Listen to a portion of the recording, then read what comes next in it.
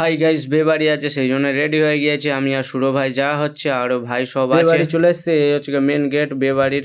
চলো যা যাক। আর এই হচ্ছে বন্ধুরা সবাই চলে এসছে ভেতরে। যা যা আমাদের পাড়ায় হচ্ছে একটা মেয়ের বিয়ে হচ্ছে সেই জন্য চলে এসছি। আমাদের নেমন্তন্ন করে বিয়ের মণ্ডপের কাছে চলে এসছি। এদিকে অনেকে আছে আর আমরা এদিকে ফুচকা পকোড়া স্টলের কাছে চলে এসছি।